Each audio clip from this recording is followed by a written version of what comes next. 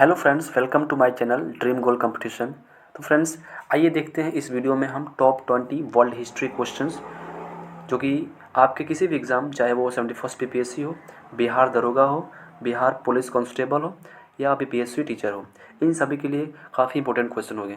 तो फ्रेंड्स, आइए शुरू करते हैं इस वीडियो को बिना किसी देरी के और देखते हैं पहले क्वेश्चन को। आपके स्क्रीन पर ये रहा पहला क्वेश्चन। फ्रेंड्स, तो पहला क्वेश्चन कह रहा है कि रूसी क्रांति के समय रूस में किस राजवंश का शासन था। फ्रेंड्स, रूसी क्रांति के समय रूस में किस राजवंश का शासन था, इस क्वेश्चन का आंसर आप बताइए। तो इस क्वेश्चन का जो हो जाएगा करेक्ट आंसर फ्रेंड्स, वो हो जाएगा ऑप्शन सी।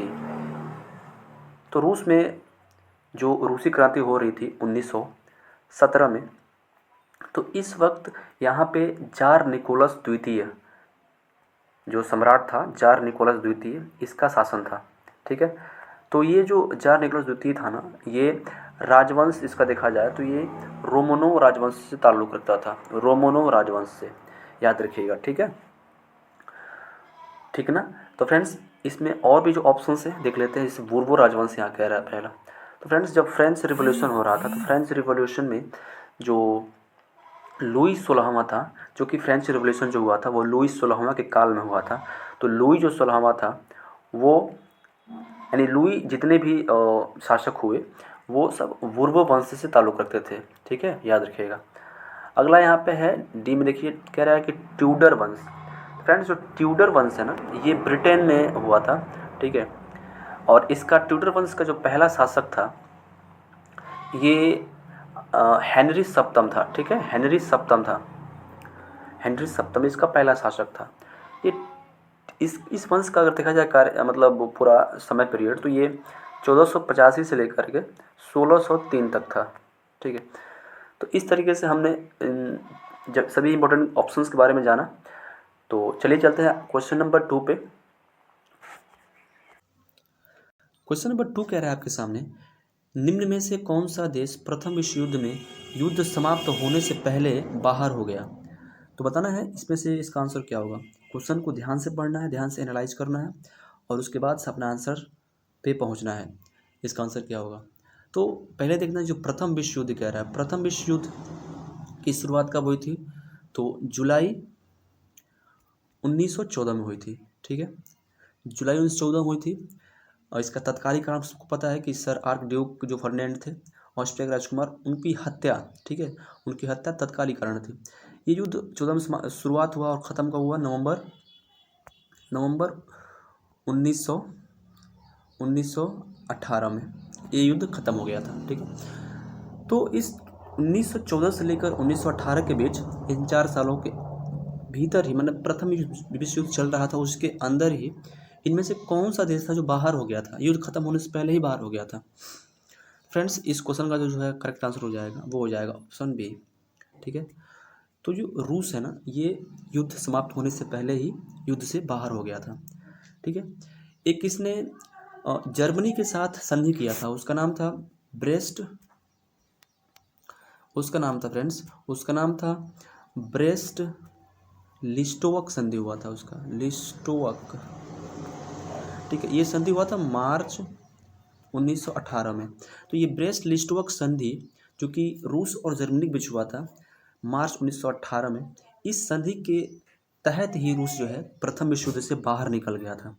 तो ये काफ़ी इंपॉर्टेंट क्वेश्चन है, इसको याद रखिएगा। मैंने बताया ये ब्रेस्ट लिस्टोवक संधि, ये भी एग्जाम में क्वेश्चन आया हुआ है इसके संबंधित। ठीक है, तो ब्रेस्ट लिस्टोवक संधि से कौन सा देश बाहर हुआ था, तो रूस बाहर हो गया था प्रथम विश्व युद्ध में, युद्ध समाप्त होने से पहले।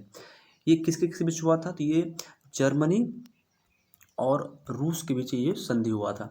ठीक है, इसके तहत जो रूस के बहुत सारे पार्ट थे, बहुत सारे जो इम्पोर्टेंट जो रिसोर्सेज वाले जो मतलब एरिया थे, ये सभी रूस को, जर्मनी को देना पड़ा। ठीक है, रूस से। तो ये क्वेश्चन बहुत इंपॉर्टेंट था। इसमें जो अदर ऑप्शन से बात करते हैं, जैसे बुल्गारिया है, जो बुल्गारिया फ्रेंड्स है, ये प्रथम विश्व युद्ध में ये ब्रिटेन के खिलाफ शामिल हुआ था। 1915 में ये ब्रिटेन के खिलाफ बुल्गारिया शामिल हुआ था धुरी राष्ट्रों में। ठीक है, यहाँ पे ब्रिटेन ये सब क्या थे, ये सब मित्र राष्ट्र में थे। यहाँ पे इटली भी, ये भी शामिल हुआ मित्र राष्ट्र में ही। तो फ्रेंड्स, चलते हैं क्वेश्चन नंबर 3 पे। फ्रेंड्स, आपके सामने क्वेश्चन नंबर 3 कह रहा है, प्रथम विश्व युद्ध का मुख्य कारण क्या था। फ्रेंड्स हमने भी जाना कि प्रथम विश्व युद्ध का तत्कालीकरण क्या था। तो तत्कालीकरण क्या था कि सर फर्डिनेंड आर्कड्यूक का हत्या तत्कालीकरण था। उनकी हत्या किसने किया था, तो ये भी कभी कभी क्वेश्चन आ जाता है एग्जामिनेशन में। तो उनकी हत्या किया था एक गैब्रिलो प्रिंसिप नाम का एक व्यक्ति था, ठीक है, उनकी हत्या कर दिया था उसने, ठीक है। इसमें बताना है इस क्वेश्चन में कि प्रथम विश्व युद्ध का मुख्य कारण क्या था, main reason of first world war क्या था, बताइए। तो ध्यान से पढ़िए ऑप्शंस को और अपना आंसर देने का प्रयास कीजिए फ्रेंड्स। बहरहाल इस क्वेश्चन का जो हो जाएगा करेक्ट आंसर वो हो जाएगा ऑप्शन बी, यानी जो बिस्मार्क था, बिस्मार्क द्वारा की जा रही गुप्त जो संधियाँ, ये ही जो है प्रथम विश्व युद्ध का मुख्य कारण बनी, ठीक है। तो ये इसको आप याद रखिएगा फ्रेंड्स। चलते हैं क्वेश्चन नंबर 4 पे। तो फ्रेंड्स आपके सामने क्वेश्चन नंबर 4 कह रहा है कि प्रथम विश्व युद्ध की समाप्ति किस संधि के तहत हुई। प्रथम जो विश्व युद्ध था फर्स्ट वर्ल्ड वॉर, उसकी समाप्ति इनमें से किस संधि के तहत हुई। तो फ्रेंड्स इस क्वेश्चन का जो हो जाएगा करेक्ट आंसर वो हो जाएगा ऑप्शन बी, ठीक है, यानी वर्साय की संधि, ठीक है। वर्साय की संधि हुआ था 1919 में हुआ था। इस संधि के द्वारा, ठीक है, प्रथम विश्व युद्ध की समाप्ति की गई थी। तो फ्रेंड्स इसमें जो अदर ऑप्शंस भी हैं, जैसे ब्रेस्ट लिस्टवर्क संधि, मैंने बताया अभी कि जो रूस था, रूस फर्स्ट वर्ल्ड वॉर में युद्ध समाप्त होने से पहले ही ब्रेस्ट लिस्टवर्क संधि के तहत युद्ध से बाहर हो गया था, ठीक है। और ये संधि हुई थी रूस और जर्मनी के बीच हुई थी, ठीक है, ये 1918 में हुई थी। अगला है पेरिस संधि। पेरिस संधि अक्सर जाना जाता है कि पेरिस संधि के तहत जो है सप्तवर्षीय युद्ध का समाप्त हुआ था। सप्तवर्षीय जो युद्ध हुआ था, जो कि 1756 से लेकर 1763 तक चला था, इसकी समाप्ति जो फ्रेंड्स पेरिस संधि के तहत हुई थी, सप्तवर्षीय युद्ध की समाप्ति। ये कब हुआ था संधि, ये हुआ था 1763 में, ठीक है फ्रेंड्स। इस तरीके से मैंने इस क्वेश्चन को ओवरऑल जाना, ऑप्शंस को भी देखा। तो याद रखिएगा कि प्रथम विश्व युद्ध की समाप्ति जो हुई थी वो वर्साय की संधि के तहत हुई थी। चलते क्वेश्चन नंबर 5 पे। तो फ्रेंड्स आपके सामने क्वेश्चन नंबर 5 कह रहा है फ्रांसीसी क्रांति के समय तृतीय स्टेट से लिया जाने वाला कर क्या था।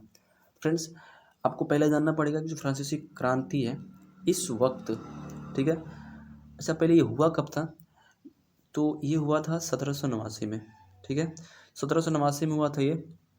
अगर देखा जाए एग्जैक्ट डेट कब स्टार्ट हुआ था, तो ये हुआ था 14 जुलाई, ठीक है, 1789 को, याद रखिएगा फ्रेंड्स। देखते हैं फ्रेंड्स फ्रांसीसी जो क्रांति थी, इस वक्त जो वहाँ का समाज था ना वो 3 स्टेट में बटा हुआ था, 3 स्टेट में, फर्स्ट स्टेट, द्वितीय स्टेट और तृतीय स्टेट। जो फर्स्ट में थे ना वो पोप थे, पोप जो धर्माधिकारी थे, बड़े बड़े पोप थे वहाँ पे क्रिश्चियन के, वो सब पोप थे। दूसरे में वो लोग थे जो कुलीन और अभिजात वर्ग के थे, ऊंचे ऊंचे लोग कुलीन और अभिजात वर्ग के लोग थे, कुलीन और अभिजात, ठीक है। और जो तृतीय स्टेट था ना, तृतीय स्टेट, इसमें इन सब के नीचे सभी लोग थे, जैसे इसमें मध्यम वर्गीय परिवार था, जैसे में इसमें किसान थे, वकील थे, व्यापारी थे, ठीक है, टीचर थे, इन सब में ये सब तृतीय स्टेट में थे। और जो कर देने और जो लोग कर देते थे, जो टैक्स भरते थे, वो लोग तृतीय स्टेट से ही होते थे, ठीक है फ्रेंड्स। तो आपने यहाँ पे अब इसको अच्छे से तरीके से समझ लिया। अब कह रहा है कि फ्रांसीसी क्रांति के समय तृतीय स्टेट से लिए जाने वाला कर, यानी कर देने का काम किसका था, सिर्फ तृतीय स्टेट का ही था, वही देता था कर। तो कर की बात हो रही है, तो कर इनमें से क्या था, ठीक है। तो ऑप्शन कह रहा है ए कैथ, ऑप्शन बी कह रहा है काइल, ऑप्शन सी कह रहा है टाइथ, ऑप्शन डी कह रहा है पाइथ।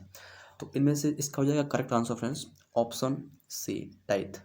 टाइथ क्या था, एक तरह से धार्मिक कर था। जो जो पोप होते थे ना, जो पोप ये धर्माधिकारी होते थे क्रिश्चियन के, उनके द्वारा किसानों से ये टाइथ नामक कर लेते थे, क्योंकि कृषि का ये 1/10 या 10वां भाग होता था, ठीक है। तो कृषि का 1/10 भाग हुआ करता था ये टाइथ। तो इस चीज़ को अभी याद रखिएगा फ्रेंड, समझ गया।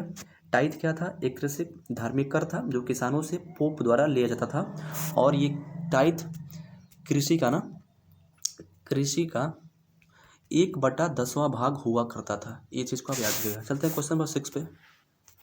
फ्रेंड्स आपके सामने क्वेश्चन नंबर 6 कह रहा है, फ्रेंड्स कह रहा है कि फ्रांसीसी क्रांति के समय आतंक का काल या आतंक का समय माना जाता है। तो इनमें से ऑप्शंस बताइए ध्यान से देख करके, क्या इसका आंसर हो जाएगा। तो फ्रेंड्स आतंक का काल फ्रांसीसी क्रांति में हम देखते हैं, ऑप्शन इसमें हो जाएगा बी, यानी 1793 से लेकर 1794। ये 1793 से 94 यही काल क्या था, ये आतंक का काल था।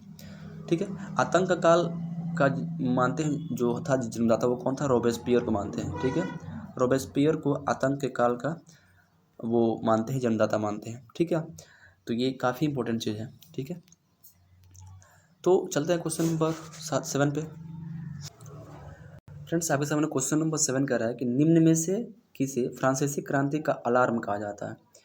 फ्रेंड्स ये सभी टर्म्स वगैरह जो है, ये जो भी है इसको आप याद रखिएगा। ठीक है, जैसे फ्रांसीसी क्रांति का अलार्म हो गया। ठीक है, ये टर्म्स इंपॉर्टेंट है, याद रखिएगा। तो ये किसे कहा जाता है, तो फ्रेंड्स इस क्वेश्चन का जो राइट आंसर है फ्रेंड्स वो हो जाएगा ऑप्शन बी। ठीक है, यानी मिराबियो को बोलते हैं। फ्रांसीसी क्रांति का जो अलार्म कहते हैं ना, वो बोलते हैं मिराबियो को। ठीक है फ्रेंड्स, फ्रांसीसी क्रांति जब हो रहा था ना, फ्रांसीसी क्रांति के समय वहाँ पे पहले जो है कि जैसे संसद के लिए वहाँ पे स्टेट जनरल का यूज करते थे, स्टेट जनरल का, स्टेट जनरल।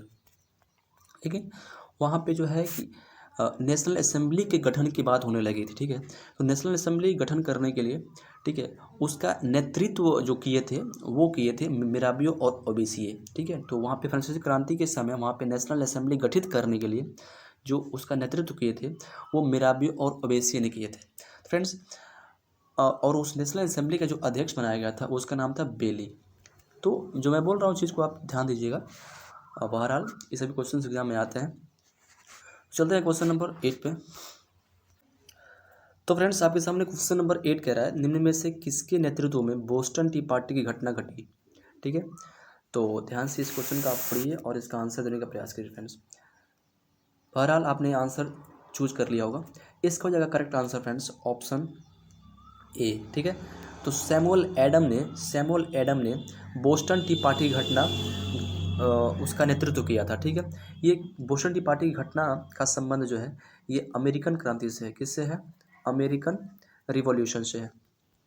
तो इस चीज़ को अभी याद रखिएगा। ठीक है, ये क्वेश्चन कई बार एग्जाम में आया हुआ है सेम टू सेम, इसको आप याद कर लीजिएगा कि बोस्टन टी पार्टी का नेतृत्व किसने किया था, तो सैमुअल एडम ने किया था। इसका संबंध है अमेरिकन क्रांति से। ठीक है, अमेरिकन क्रांति से इसका संबंध है। ठीक है, अमेरिका आज़ाद कब हुआ था, तो 1776 में। ठीक है फ्रेंड्स, चलते हैं क्वेश्चन नंबर 9 पे। दोस्तों क्वेश्चन नंबर 9 कह रहा है फ्रांसीसी क्रांति के समय, फ्रेंड्स फ्रांसीसी क्रांति के समय तृतीय स्टेट के प्रतिनिधियों द्वारा प्रसिद्ध टेनिस शपथ कब ली गई। ठीक है, तो टेनिस शपथ कब ली गई थी तृतीय स्टेट के प्रतिनिधियों द्वारा, वो ली गई थी 20 जून 1789 को। तो इसका ऑप्शन जो ए है ये हो जाएगा करेक्ट आंसर। ठीक है, चलते हैं क्वेश्चन नंबर 10 पे। तो फ्रेंड्स आपके सामने क्वेश्चन नंबर 10 कह रहा है कि फ्रांसीसी क्रांति में फिजियोक्रेट्स कौन सा वर्ग था। तो फ्रेंड्स इस क्वेश्चन का आंसर क्या होगा फ्रेंड्स, बताइए ध्यान से। बहरहाल इस क्वेश्चन का जो हो जाएगा करेक्ट आंसर वो हो जाएगा ऑप्शन ए। जो फिजियोक्रेट्स था ना वो एक अर्थशास्त्री वर्ग था। ठीक है, फिजियोक्रेट्स इसको बोलते थे, तो अर्थशास्त्री वर्ग को फिजियोक्रेट्स बोलते थे। चलते हैं फ्रेंड्स क्वेश्चन नंबर 11 पे। तो फ्रेंड्स आपके सामने क्वेश्चन नंबर 11 कह रहा है सन 1791 में, ठीक है, फ्रांसीसी क्रांति में किसने महिला और नागरिक अधिकार घोषणा पत्र जारी किया था। ठीक है, क्वेश्चन ध्यान से पढ़िए। क्वेश्चन कह रहा है कि सन 1791 में फ्रांसीसी क्रांति में किसने महिला और नागरिक अधिकार घोषणा पत्र तैयार किया था। तो फ्रेंड्स इस क्वेश्चन का जो हो जाएगा करेक्ट आंसर वो हो जाएगा आपके सामने ऑप्शन डी। ऑप्शन डी क्या कह रहा है, तो ओलंप दी गुस्सेस, ये एक महिला थी जो फ्रांसीसी क्रांति के समय महिलाओं के अधिकार उनके हक के लिए लड़ाई लड़ी, और इन्होंने ही 1791 में पहली बार महिलाओं के लिए महिला और नागरिक अधिकार घोषणा पत्र को तैयार किया था। ठीक है, तो ये चीज़ आप याद रखिएगा। चलते हैं क्वेश्चन नंबर 12 पे। तो फ्रेंड्स आपके सामने क्वेश्चन नंबर 12 कह रहा है कि मध्यम वर्ग को राजनीतिक अधिकार सर्वप्रथम किस देश में प्राप्त हुआ था। इस क्वेश्चन का आंसर आप शायद दे पाएंगे। बहरहाल इस क्वेश्चन का जो हो जाएगा करेक्ट आंसर वो हो जाएगा ऑप्शन सी। तो अमेरिका ऐसा देश हुआ पहला जो मध्यम वर्ग को राजनीतिक अधिकार का सर्वप्रथम हक दिया। ठीक है, ठीक है फ्रेंड्स। फ्रेंड्स जो अमेरिकी संविधान है ना, अमेरिकी जो संविधान है वो विश्व का प्रथम लिखित संविधान है। ठीक है, तो विश्व का प्रथम जो लिखित संविधान है वो अमेरिकी संविधान है फ्रेंड्स। ठीक है, चलते हैं क्वेश्चन नंबर 13 पे। तो फ्रेंड्स आपके सामने क्वेश्चन नंबर 13 कह रहा है कि सप्तवर्षीय युद्ध की समाप्ति, यानी 7 वर्षीय युद्ध था, सप्तवर्षीय युद्ध की समाप्ति किन देशों के मध्य हुई थी। यानी सप्तवर्षीय युद्ध जो हुआ था वो किन देशों के मध्य हुआ था, एग्जैक्टली क्वेश्चन ये है। तो बताना है इसका आंसर क्या होगा फ्रेंड्स। इस क्वेश्चन का जो हो जाएगा करेक्ट आंसर वो हो जाएगा ऑप्शन सी, यानी फ्रांस और ब्रिटेन के मध्य हुई थी। ठीक है, सप्तवर्षीय युद्ध हुआ था फ्रांस और ब्रिटेन के मध्य, यह हुआ था 1756 से लेकर 1763 तक ये युद्ध हुआ था। ठीक है, और इसकी बात करें समाप्ति कब हुई थी, तो मैंने अभी कुछ क्वेश्चंस पहले मैंने बता दिया था कि इसकी समाप्ति हुई थी इस युद्ध की, जो कि फ्रांस और ब्रिटेन के बीच युद्ध हुआ था, और इसकी समाप्ति हुई थी पेरिस की संधि से। ठीक है, पेरिस की संधि जो कि 1763 में हुआ था। ठीक है, तो फ्रेंड्स इस क्वेश्चन को हमने जाना। चलते हैं क्वेश्चन नंबर 14 पे। तो आपके सामने क्वेश्चन नंबर 14 कह रहा है कि पुस्तक कॉमन सेंस की रचना किसने की है। फ्रेंड्स इस क्वेश्चन का आंसर हो जाएगा ऑप्शन ए। ठीक है, तो टॉमस पेन नामक राइटर ने, ऑथर ने इस पुस्तक की रचना, जिसका नाम है कॉमन सेंस, इसको लिखा है। तो चलते हैं क्वेश्चन नंबर 15 पे। फ्रेंड्स आपके सामने क्वेश्चन नंबर 15 कह रहा है कि बिना प्रतिनिधि कोई कर नहीं, इसका लोकप्रिय नारा था, है ना। क्वेश्चन है कि बिना प्रतिनिधि कोई कर नहीं, इनमें से किस क्रांति के समय ये लोकप्रिय नारा दिया गया था। तो इस क्वेश्चन का करेक्ट आंसर क्या होगा, इसका आंसर को पता है तो अपना आंसर कमेंट कर सकते हैं। बहरहाल इस क्वेश्चन का जो है करेक्ट आंसर वो हो जाएगा ऑप्शन डी, यानी अमेरिकी क्रांति के समय सैमुअल एडम ने, ठीक है, ये नारा दिया था कि बिना प्रतिनिधि कोई कर नहीं। ठीक है, क्योंकि उस वक्त चूँकि अमेरिका ब्रिटेन का कॉलोनी हुआ करता था, तो 1765 में ब्रिटेन ने, जो वहाँ की संसद थी, वो एक स्टाम्प एक्ट लाई थी। इसके माध्यम से ही वहाँ पे कर लेने के लिए एक उन लोग के लिए रास्ता खुला। तो इसमें इस क्रांति के समय सैमुअल एडम ने वहाँ पे नारा लोकप्रिय किया, और वहाँ पे उसने विरोध प्रदर्शन जाहिर किया कि बिना प्रतिनिधि कोई कर नहीं। ठीक है, तो इस क्वेश्चन का हो जाएगा करेक्ट आंसर ऑप्शन डी, अमेरिकी क्रांति। चलते हैं क्वेश्चन नंबर 16 पे। तो आपके सामने क्वेश्चन नंबर 16 कह रहा है कि 1794 में जीन कॉटन का आविष्कार किसने किया था। तो इस क्वेश्चन का हो जाएगा करेक्ट आंसर वो हो जाएगा ऑप्शन सी, तो एली व्हिटनी ने, ठीक है, 1794 में जीन कॉटन का आविष्कार किया था। जब इंडस्ट्रियल रिवोल्यूशन चल रहा था उस वक्त काफ़ी चीज़ों का आविष्कार किया गया। ठीक है, जैसे भाप इंजन का आविष्कार किया गया और रेल को चलाने के लिए, तो वो जेम्स वाट ने किया था। ठीक है, वाटर फ्रेम का आविष्कार किया गया। ठीक है, इसका आविष्कार जो किया था वो रिचर्ड आर्कराइट ने किया था। ठीक है, जिससे वाटर क्या बोलते हैं, पावर लूम का आविष्कार जो किया था वो एडमंड कार्टराइट ने किया था।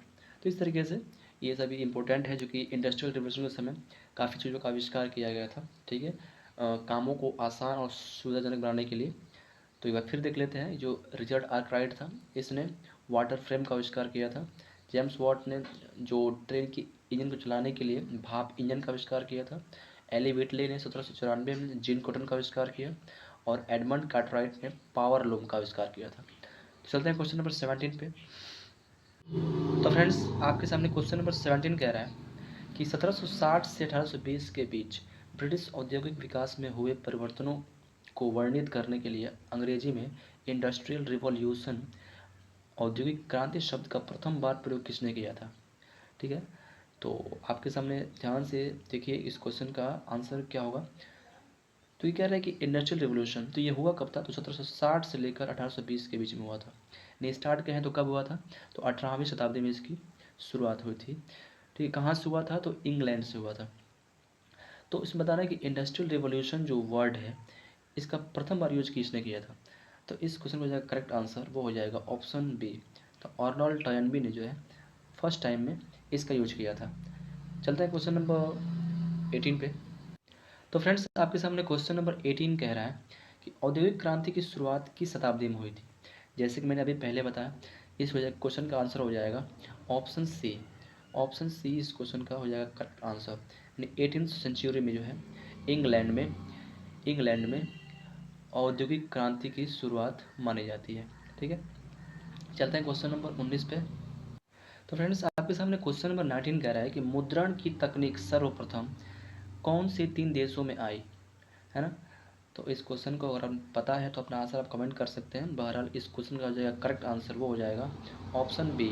तो चीन, जापान, कोरिया, जापान कोरिया में सर्वप्रथम मुद्रण की तकनीक सामने आई। ठीक है, तो ये जाएगा इसका करेक्ट आंसर। चलते हैं क्वेश्चन नंबर 20 और लास्ट क्वेश्चन पे। तो फ्रेंड्स आपके सामने क्वेश्चन नंबर 20 कह रहा है अमेरिका के लिए रास्ते की खोज करने वाला क्रिस्टोफर कोलंबस का जन्म कहाँ हुआ था। फ्रेंड्स जैसा कि आपको पता है कि भारत के लिए अगर रास्ते की खोज कौन किया था, तो 1498 में वास्को डिगामा ने किया था, जो कि कहाँ से था, पुर्तगाल से था। लेकिन अगर बात करें अमेरिका के लिए जो रास्ते की खोज किसने किया था, तो वो किया था 1492 में, वो क्रिस्टोफर कोलंबस था, जो कि स्पेन से गया था। ठीक है, लेकिन वो मूलतः स्पेन का रहने वाला नहीं था, उसका जन्म स्पेन में नहीं हुआ था। जबकि उसका जन्म हुआ कहाँ था, तो उसका जन्म हुआ था ऑप्शन बी, यानी इटली में जन्म हुआ था। इटली के जेनोवा करके एक शहर था, वहाँ पे इसका जन्म हुआ था। तो क्वेश्चन क्या कह रहा है उसको ध्यान से देखना है कि क्रिस्टोफर कोलंबस का जन्म कहाँ हुआ था। उसका जन्म हुआ था इटली में। लेकिन अगर बात करें वो गया कहाँ से था, मतलब स्पेन जो कंट्री है, स्पेन के जो राजकुमार थे उनके फंडिंग द्वारा, उनके वित्त पोषित करने से वो अमेरिका के लिए रास्ते की खोज करने के लिए निकला। ठीक है, तो इस क्वेश्चन का अपने आंसर जाना क्या है, इटली। इटली है क्रिस्टोफर कोलंबस का जन्म स्थान। ठीक है, तो ये रहा top 20 most important question world history का। अभी आगे और भी इसके वीडियो सीरीज आएंगे जो कि एग्ज़ाम के लिए काफ़ी इंपॉर्टेंट रहेगा। तो बताइए इस वीडियो में कहीं भी कुछ अगर आपको डाउट लगा हो तो आप उस कमेंट में पूछ सकते हैं। बहरहाल ये वीडियो कैसा रहा अपना फीडबैक जरूर दीजिए। तो फिर मिलते हैं आपको नेक्स्ट वीडियो में, तो तब तक के लिए धन्यवाद, थैंक यू वेरी मच।